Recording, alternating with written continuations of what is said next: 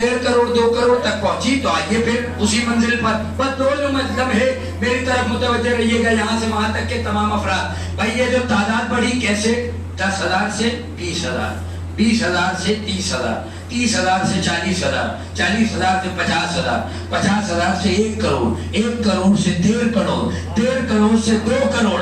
तो ये जो तादाद बढ़ रही थी ये लम्हों में बढ़ रही थी, हजारों में बढ़ रही थी, ये हजारों में बढ़ रही थी, लाखों में बढ़ रही थी। लेकिन जैसे ही इन बदबख्तों ने ऐलान किया कि रास्ते में बम बिछाया जाएगा, तादाद बढ़ना शुरू हुई। जो तादाद थी मेरी तरफ मुतवज्जे रखिए, सुने नतीजे पे बोलिएगा। भाई जो तादाद बढ़नी शुरू हुई तो इन्होंने क्या समझा था कि ये जो मीटर घूमेगा ये उल्टा घूमेगा, ये तादाद नीचे आएगी, लोग कम होंगे, मौत की खौफ की वजह से आका हुसैन के रोजे पे नहीं आएंगे।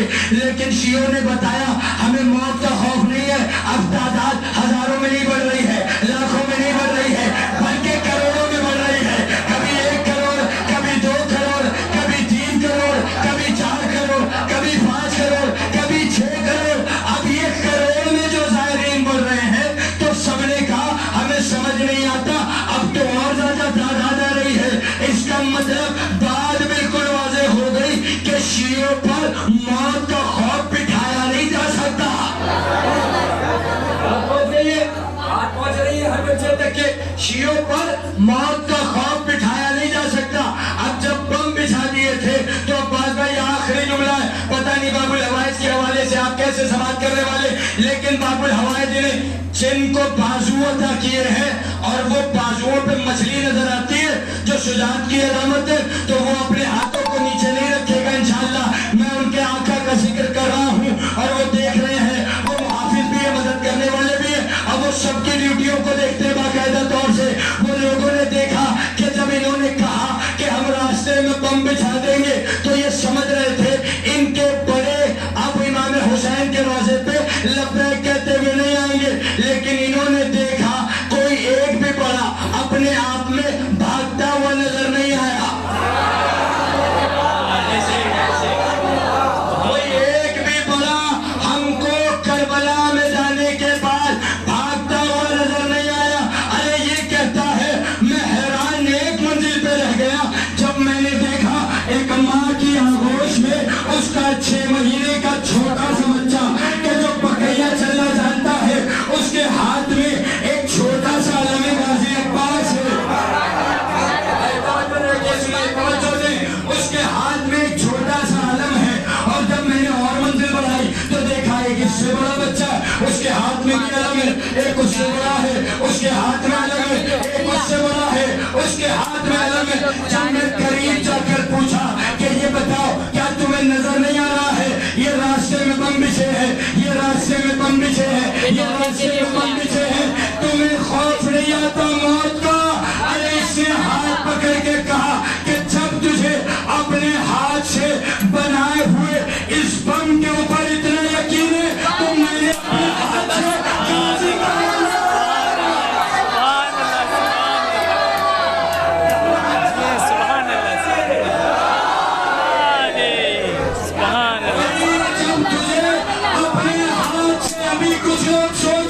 जब तुझे अपने हाथ से बनाए हुए अलम बम के ऊपर इतना यकीन है तो मैंने भी अपने हाथों से ये अलम बनाया है। अरे मैं समाने वालों को बता रहा हूँ कि देखो ये तारीख लिखी जाएगी सुनहरे हरफों से कि याद रखना कुछ अलम लेकर आ रहे थे और कुछ बम लेकर आ रहे थे। बनाने वाले तो भागते हुए नजर आए,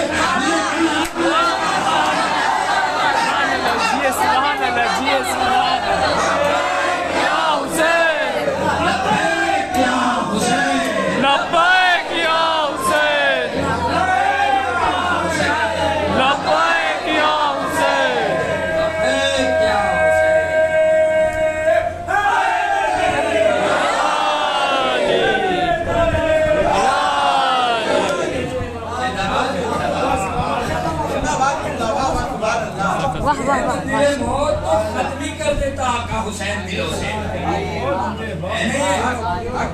अब आ गई आखिरी मंजिल, सख्त वाली बिल्कुल लोगों ने देखा मौत खत्म हो जाती है, दिलों से खौफ खत्म हो जाता है। तभी तो आप कितनी भी पाबंदियां लगाएं, लेकिन हाथ में अलम गाजी अब्बास अलमदार है। जब ये बच्चे अलम लेकर चलते तो इनको यकीन होता है, कितने भी शुजाओ, कितने भी बहादुर, लेकिन ये अलम हमारे हाथ में निशानी है। सुभान अल्लाह। अभी भी वक्त है कि दामन बचाकर निकल जाओ। सुभान अल्लाह, सुभान अल्लाह। दामन बचाकर निकल जाओ। एक जुमला, खुदा की कसम बहुत बड़ा जुमला, आप कैसे इस्तेमाल करेंगे आपका अब्बास अलमदार के लिए, एक जुमला पढ़ के मैं आगे निकल जाऊंगा। ताबूत की बरामदगी है, लेकिन हाँ फजाइल वाली मंजिल है, मसाइब वाली मंजिल नहीं। मसाइब के कलेजे से फजाइल निकालने की कोशिश की, लेकिन आप मेरे साथ जुड़कर चलना।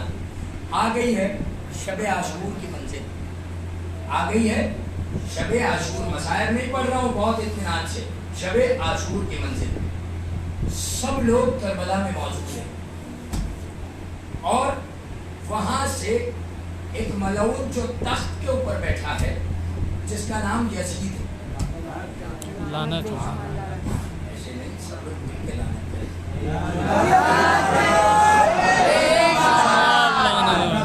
फिर इतनी बुलंद आवाज में आका हुसैन में दुरूद पढ़ दे।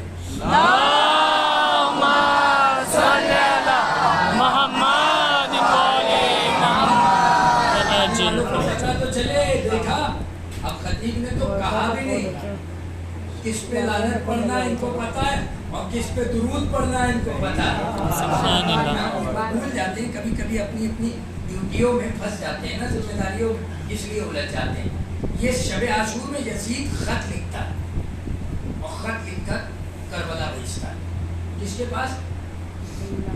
बेसरे साथ के पास। और खत लिखकर उससे पूछता है कि ये बताओ इमाम हुसैन के खैमे में कौन कौन है? ये बताओ इमाम हुसैन के पास कौन कौन है और इमाम हुसैन के पास असलहे में क्या क्या है? ऐसे सुन लें, आज की मजलिस की याद रह जाएगी तारीख की इंशाअल्लाह। और इमाम हुसैन के खैमे में क्या क्या है और इमाम हुसैन की मुहाफिजत में कौन कौन? बेचारे साथ खत लिखता और लिखने के बाद लिखता, देखें अहमद की पहचान होती है, आप इशारा समझ जाएंगे शायद। इसने खत को पढ़ा और पढ़ने के बाद कहता है कि जवाब में अब एक खत लिखना पड़ेगा, वहाँ से खत आया है तो यहाँ से भी खत जाएगा। इसने खत लिया अब्बास भाई और खत में लिखता, हमारे घोड़े बड़े इत्मीनान के साथ खड़े,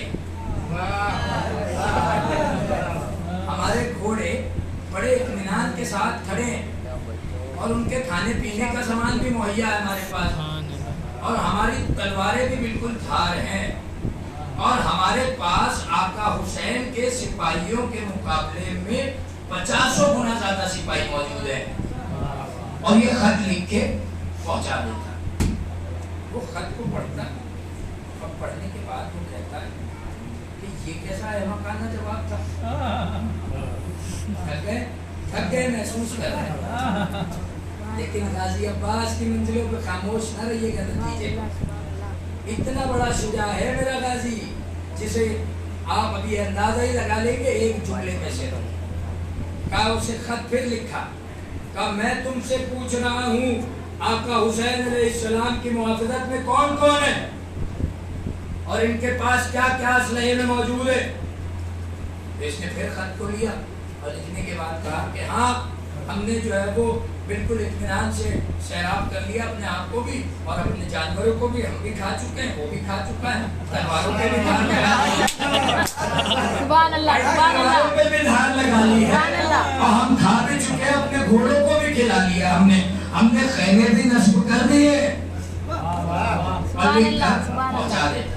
ये फिर खत को पढ़ता और पढ़ने के बाद कहता है कि मैं क्या पूछ रहा हूँ तुमसे, मुझे बताओ कि हुसैन के खैमे में कौन कौन है। ये तीसरी मर्तबा जब खत आता है तो ये देखता है और देखने के बाद मैं जुमला ऐसे ही पढ़ूंगा, खिताबत नहीं डाल सकता। आका अब्बास अलैहिस्सलाम की मंजिल है, आप और हम उन सब के मानने वाले हैं और उनके गुलाम हैं।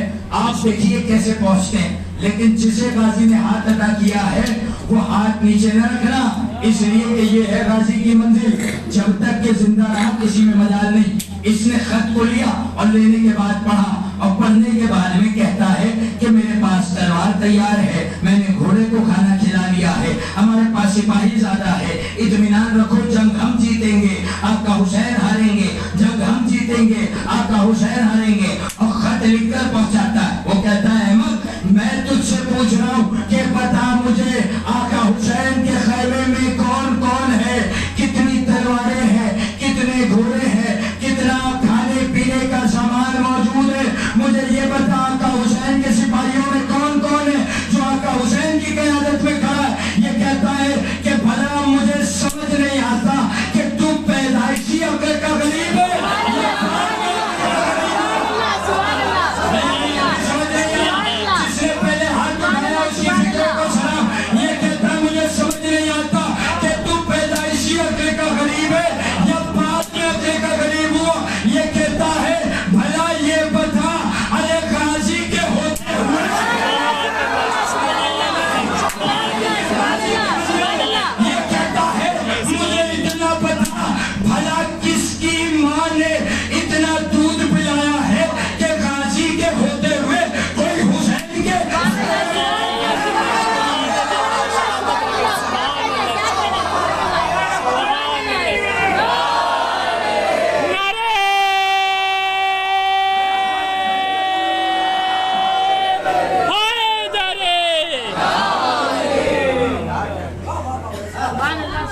سبحان اللہ سبحان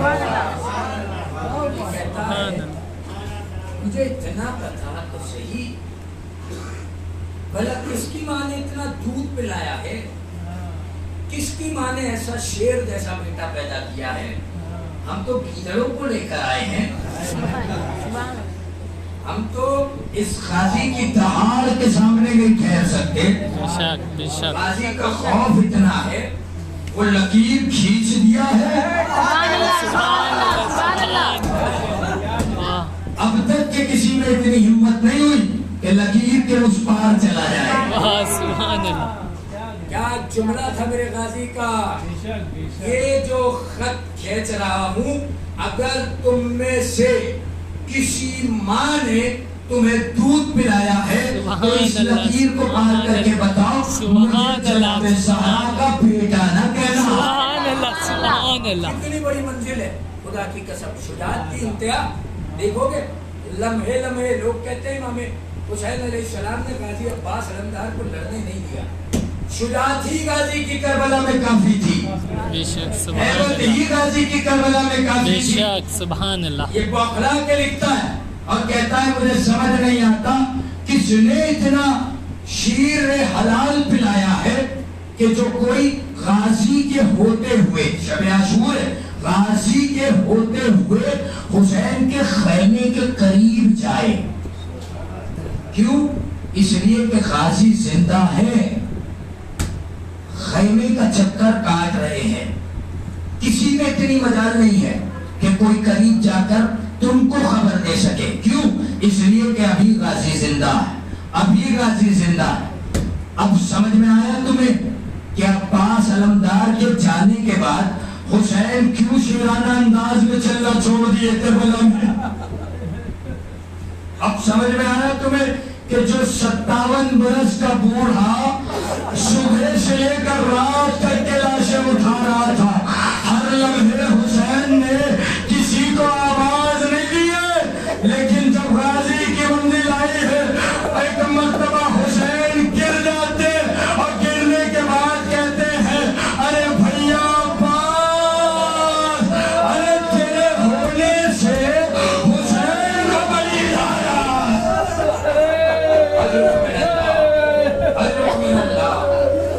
اللہ کو کوئی غم نہ دے سوائے امام مظلوم کربلا کے۔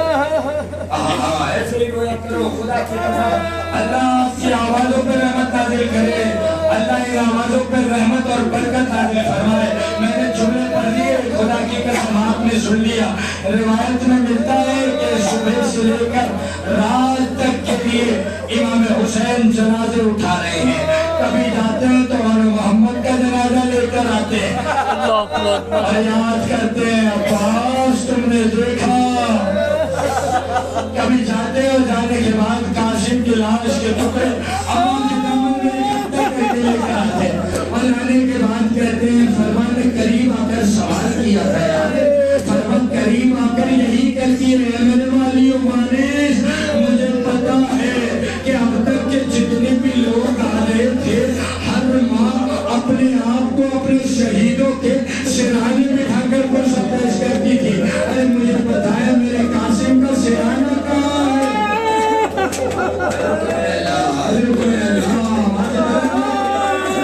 طویل منزل ہے بہت طویل منزل ہے آخری منزل میرے لیے دعا کر دینا اور اپنے لیے بھی دعائیں مانگ لینا خدا ان کی مشکلوں کو ختم کرے ارے جو آقا حسین پہ آنکھیں رو رہی ہیں اللہ ان کو کبھی کسی غم میں مبتلا نہ کرے اتنی دعاؤں کے بعد کہہ رہا ہوں ارے کبھی کسی مصیبتوں میں پریشان نہ ہو ارے راوی کیسا ہے حسین نے صبح سے لے کر رات تک کے جنازے اٹھائے ہیں کبھی اور کا لاشا کبھی محمد کا لاشا کبھی قاسم کا لاشا کبھی اکبر کا لاشا اکبر کے لاشے کے قریب ہے ایک مرتبہ عباس کو دیکھتے اور دیکھنے کے بعد محسوس کرتے عباس تم دیکھ رہے ہو ارے جوان کے سینے سے اسی کا پھل نکالنا ارے کام مشکل ہوتا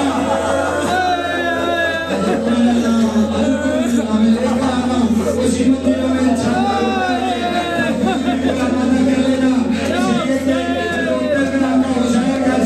کرنا ہے تابوت والے اپنی ذمہ داریوں کو نبھائیں میری آواز پہنچ رہی ہے تو تابوت کو آمادہ کر لینا بھائی مجھے اتنا پتا ہے اگر کسی گھر سے جنازے نکلتے ہوئے آپ نے دیکھا تو آپ مجھے بتائیں اگر ایک جنازہ نکلتا ہے تو لوگ انتظامات میں کوتاہی کر دیتے ہیں ارے ہمارے یہاں سے ایک دن میں 72 جنازہ ہمارے یہاں سے ایک دن میں 72 جنازے نکلتے ہیں ارے ہم گزر گئے ہیں ان دنوں میں شیعوں سے سوال نہ کیا کرو ارے ہمارے پاس کچھ نہیں بچا ارے جو کچھ بھی تھا وہ کربلا میں آزادی بولے اللہ خدا کو کوئی کم نہ دے سوائے مظلوم کربلا کے ایک مرتبہ راوی بیان کرتا ہے کہ ایک مرتبہ کسی نے آ کر آقا حسین کو خبر دی کہ آپ کو پتہ ہے آپ کے بھائی عباس کا دایاں بازو قلم کر رہا ہے میں نے چھوڑ دیے مسائل آپ کو پتہ ہے آپ کے بھائی کا دایاں بازو قلم ہو گیا ہے حسین نے سنا اور سننے کے بعد آنے کے بعد کہتا ہے نہیں آقا صرف دایاں بازو نہیں بلکہ آپ کے بھائی کا بایاں بازو ہے کربلا میں قتل کر دیا گیا آپ کے بھائی کا بایاں بازو بھی جسم سے جدا ہو گیا حسین ایک مرتبہ کھڑے ہوتے لیکن اب تک کے راوی کہتا ہے میں نے ایسا نہیں دیکھا تھا کہ 57 برس کے ہونے کے بعد بھی حسین سے بڑھاپا آیا ہو لیکن ہاں کوئی آتا ہے اور آنے کے بعد کہتا ہے میں مثال پڑھوں گا امام حسین کے لیکن پہلے قاضی کے 2 جملے سنتے چلے جاؤ راوی کہتا ہے کوئی آ کر کہتا ہے کہ آپ کے بھائی کے سر کے اوپر کسی نے گول مارا ہے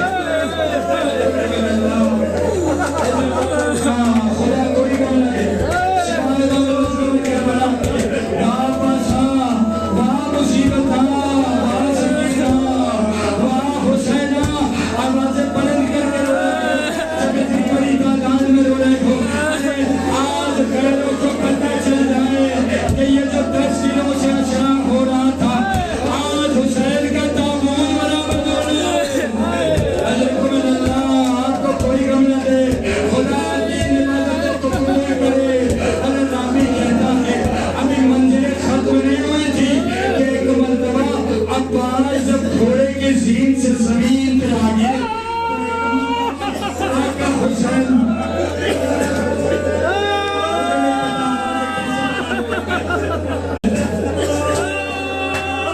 کہتے ہیں گھوڑے کی زین پر عباس سے سامنا نہیں گیا آقا مجھے طاقت دے میں پھولوں مسائل پڑھ سکوں یہ دونوں بھائی ایک کا نام عباس ہے اور ایک کا نام حسین ہے. پتہ نہیں کیسے استقبال کرنے والے ہو. آخری جملہ, عباس جب گھوڑے کی زین پہ تھے تو عباس کو کسی نے خود مانا. عباس گھوڑے کی زین پہ کبھی دائیں جانے کروٹ لیتے, کبھی بائیں جانے کروٹ لیتے. عباس گھوڑے کی زین پر کبھی دائیں جانے, کبھی بائیں جانے, کبھی دائیں جانے.